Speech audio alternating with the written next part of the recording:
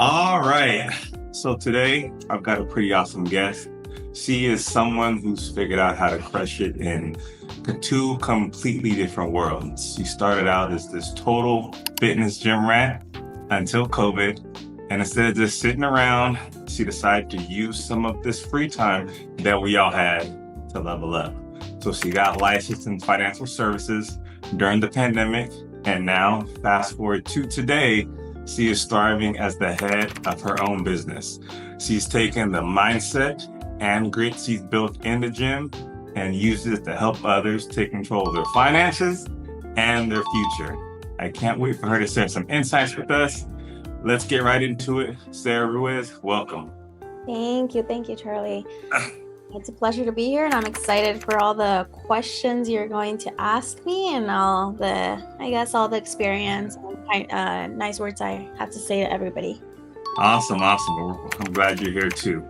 So we see this end product. You have your business, you built up this incredible physique, but for the audience, can you share a bit about where you started and how your journey began? Yes, like you mentioned, I started in the fitness world. So I was actually supposed to go down the fitness, medical, health industry. I wanted to be a physical therapist, and I did go to school. I got my undergrad. I graduated with my health and wellness, exercise science bachelor's degree. Next step was to go get my master's. That's when I really started to just think about my life and where I wanted to go in terms of a career.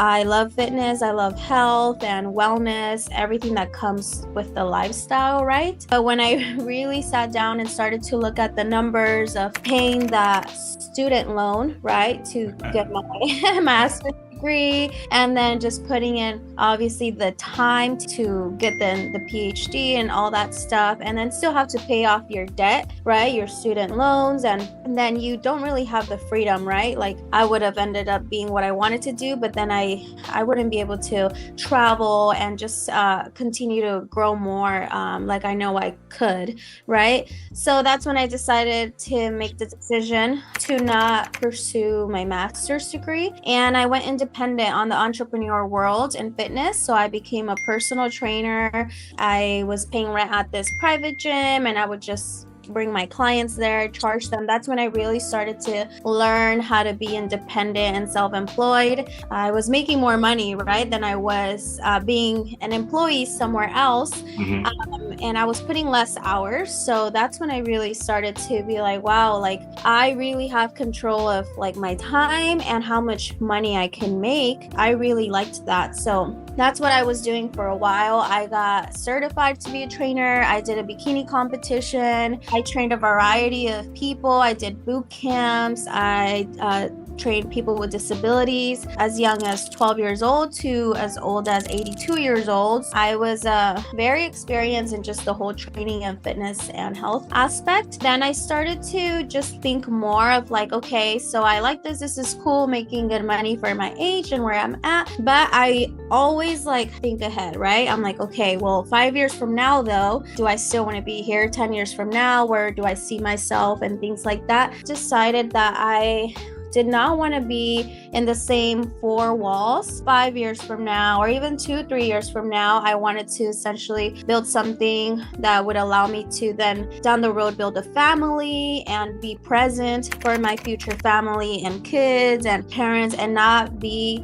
confined to showing up every day to train my clients. And if I didn't do that, I wouldn't get paid, right? That's when I started to really just be okay, well, I need to figure something else out. And then COVID hit. The gyms were shut down. That was the number one, I think, place that everybody was scared of, the gyms. So that really took a toll on my income, being that I was just self-employed. I was getting my own clients. They were paying me directly. There was no way I could just tell people well, still pay me, right? Because it's not my fault. COVID's here. Out of my control. And I know a lot of people went through that. So I think that really took a pivot in my life, and it was the perfect timing for me to be like, okay, let's explore other options. I got my license in life and health. I started to learn more about it, and the more I got involved in the industry and learning about financial literacy and being around brokers and people that have been around in the industry a long time and getting all this knowledge, all this nuggets and all the insights on the industry, I was like mind blown, because I first of all, it was stuff I didn't know. So I'm like, I'm panicking because why didn't no one tell me? I'm pretty sure a lot of people feel that way, right? So that's when I started to really get passionate and fall in love with the industry. It was my perfect time to just let go of the training, just go full mode on the financial industry. Your story is fascinating, going from fitness to finance. So as far as what's the mindset shift that allows you to excel in both areas? Like, what did fitness do to prepare you for this finance journey, essentially?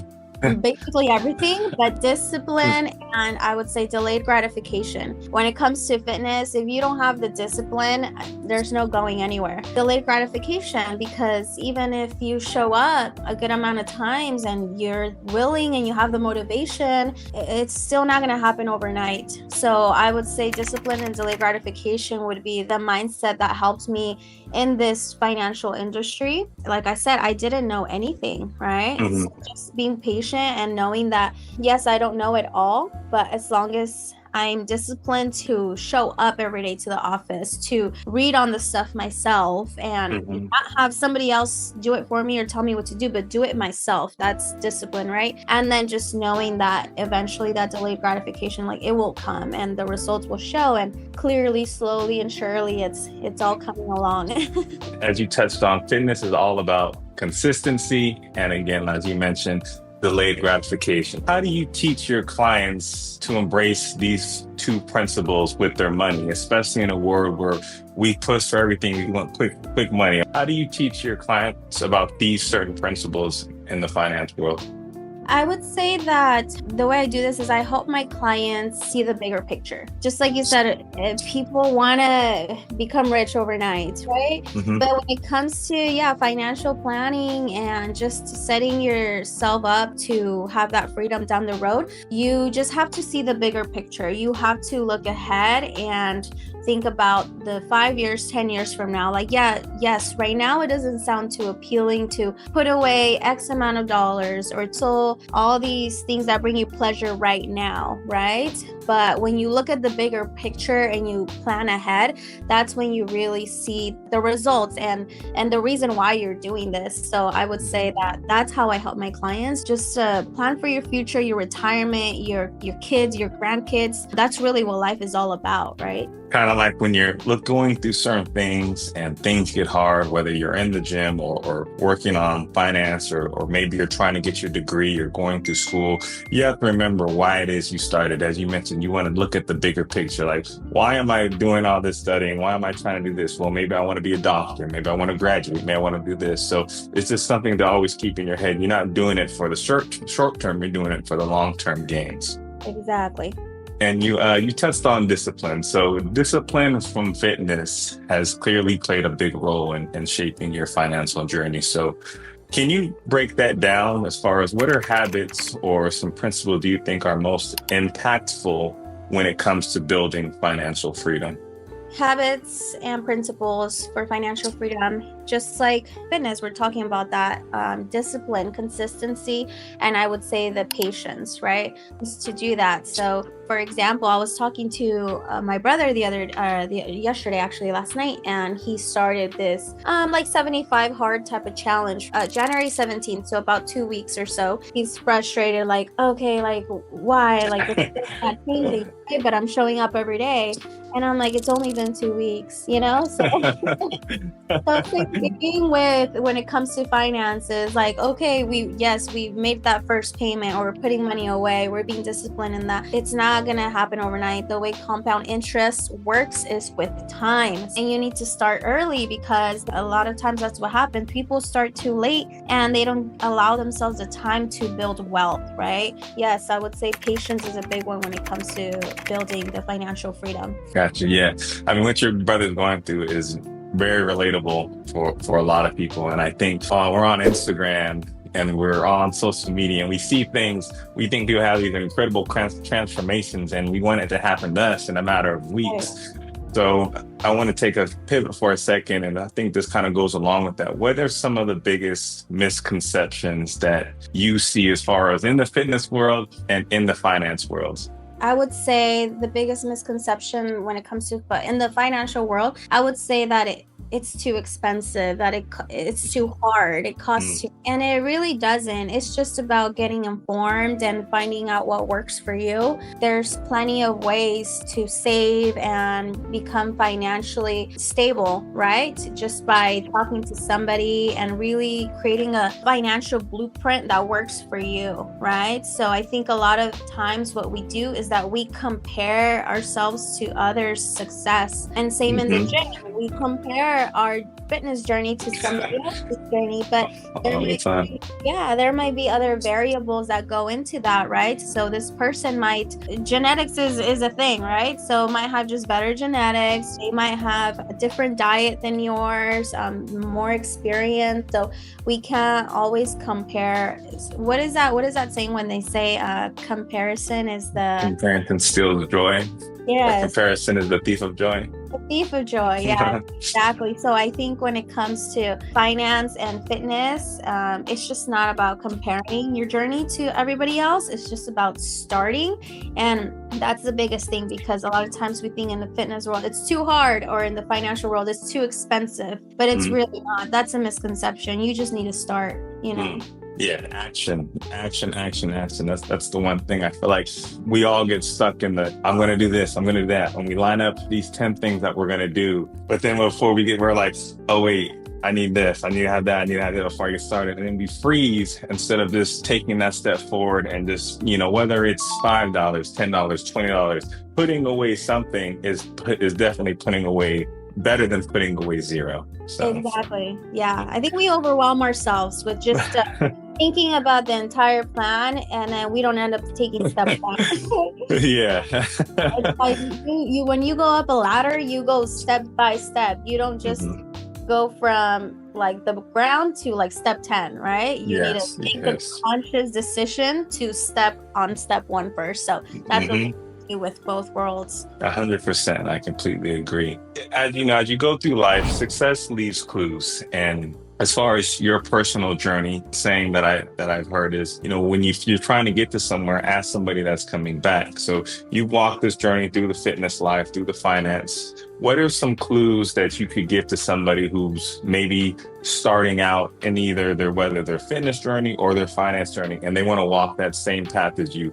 What are some things that they can do to kind of get the ball rolling? Because, I'm sure if you go on social media, there's a million people saying a million things about what they should do first. But if you could just lay it out a quick 1, 2, 3 step about how they can get started in either industry, what would you say? I would say number 1 is find somebody that you align with. What I mean by that is somebody that has the same core values as you, belief system. I would say maybe same type of mindset and personalities. That's really huge when it comes to taking advice and leadership from somebody, because you look up to them, right? So somebody that's essentially kind of similar to your way of living and your faith and your thinking, right? So I would say, find somebody who is in alignment with you. Also, don't be afraid to ask questions, ask for help. Right? When you're trying to get started into something new, you don't know what you're doing, you don't know it all. And it's just so much easier to ask people that have already been there and have made the mistakes. It will save you the time and money and stress, right? If you could just ask for advice and ask for help. So I would say that. And then number 3 would be to then just get started, right? Don't think about it. The more you think about it, the less you're going to do it. So just find somebody you look up to, a mentor that aligns with you and your beliefs and your core values. And then, ask questions, ask for the help, and then do it. Just get started. Great advice. Definitely. Get started. Take action.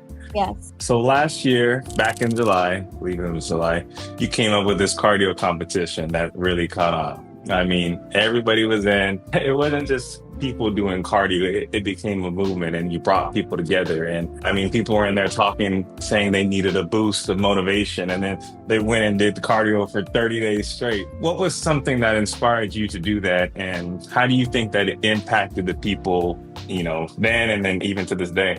The cardio challenge, that was fun. And honestly, what inspired me to do that was of me not being a personal trainer anymore or a coach, anything like that. I just work out religiously for myself because I love it. Right? I still like to help people when it comes. I believe I have it all over the place. Health is wealth. If you don't have your health on point, it doesn't matter how much money you make, right? Your health is the biggest asset you have in this lifetime. So to me, that's very important. I think health and your mindset correlates a lot with your level of success in business. So I think a lot of people would be in a better place if they just took care of their health and just lived a healthy lifestyle, right? So yeah, like I said, I like to help, and I just decided let's see who hops on, who wants to do it. And it was more like a trial experiment for me, right? Like, let's see what this does, if it actually impacts and does it change for people's lives, right? And yes, sure enough, you saw there was a good amount of people there. Yes. And even to this day, I still have people that message me, they'll send me their cardio and they'll be like, hey, look, I've been doing it every day, all thanks to your challenge. It was created that habit, and now I can't leave the gym without doing it, right? So things like that, where I was just like, wow, that's amazing. I honestly was just doing it to see who would like that extra push, but it clearly, for some people, it made it was like a change in their life. 100%. Yeah, so it was a habit that was created now. So that was nice to hear, to the point where I'm even like, wow, should I do it again? I think that's what really is, that's why I do these things. It's to help people, and I don't expect anything in return. Just seeing that I made a difference in somebody's life, that's priceless. Yes, that's beautiful. Yeah. Something about the word, I think, competition got everybody kind of, ready. And then, you had it marking the days. It really, I enjoyed it. It was a big hit. So yeah, I'm glad you did that. I'm sure the effects are still felt by most of those people in there today. It got them going, especially during the July, because, summertime, people are outside, so it kind of got people moving. And I love that. For sure. It's been a crazy time as far as the past couple of weeks. As far as things going on in Los Angeles, maybe people didn't start off their year the way they did. Maybe they got sidetracked with other things. If you had one piece of advice for someone struggling with either their fitness, just maybe they don't have the motivation, they can't, too much noise, or with their finances, what would it be? What's one action that they can take today?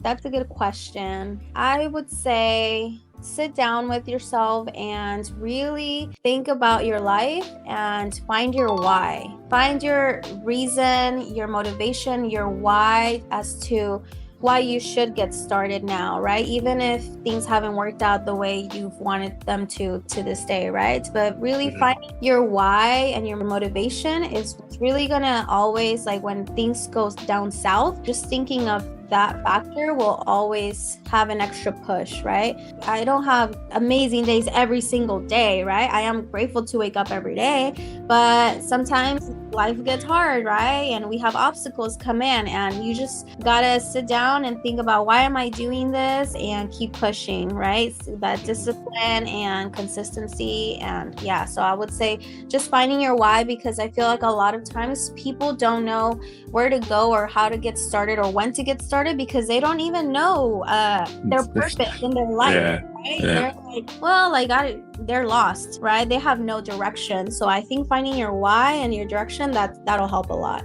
Amazing. That's a powerful way to wrap this up. As far as, sometimes all it takes is one step to change the trajectory of your life. And I couldn't agree with you more. Tell us about Faith Financial. Faith Financial, I call it my baby. So Faith Financial started off, so it's actually a franchise, and I am partnered up with the financial architects based out of Chino Hills. So that's where the headquarters office is at. I purchased a franchise 2 years ago now, a little bit over 2 years. So, and the reason why I wanted to do that was because before doing this move, I was just an agent, right? Just doing individual business as usual. And the way, as you've kind of gotten to know a little bit more about me, I can be very intense, right? So when I say something and I commit to something, like I gotta do it and I go all the way. It's not about like half-assing it, right? For lack of better words. And so I was like, all right, well, if I'm gonna stick to this industry and I like what I do, and I want to grow more, but if I'm just an agent, I'm kind of capped, right? Yeah. And I don't like that. I don't like limitations, right? I want to be able to do what I want to do, and that's it, right? So that's when I reached out to the CEO of the company, and I was like, well, I want to go all in. So I want to be a partner. I don't want to just be an agent. I want to build my team. I want to have the flexibility to be able to run my team in a way that aligns with me, and build a team that's more to my, I guess you could say, culture. Right. Yes. Unfortunately for me, he was on board with it and was like, let's do it. So I purchased a franchise 2 years ago, and I'm very grateful because it's pushed me to grow even more. Right. It's not something I imagined myself doing.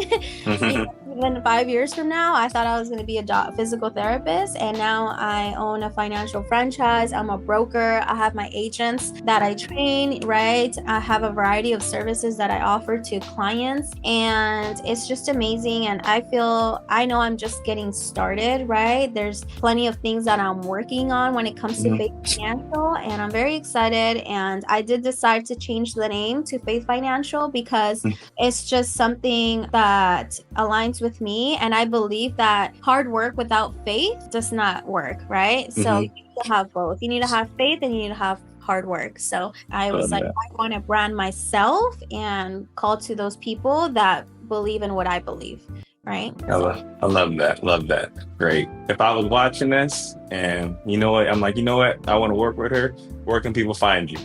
I would I'm on social media a lot, so Instagram, and my personal is ITS SARAH so it's Sarah Ruiz, and then my business Instagram is the Faith Financial. So so my business Instagram is more for just straight business. I use my personal one a lot more just because I have more of a crowd there already, and I've found that I've been able to build a bigger network through my personal profile because people relate to you, right? Yes.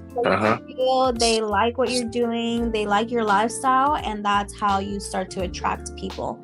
So 100%. Great. Well, thank you for this.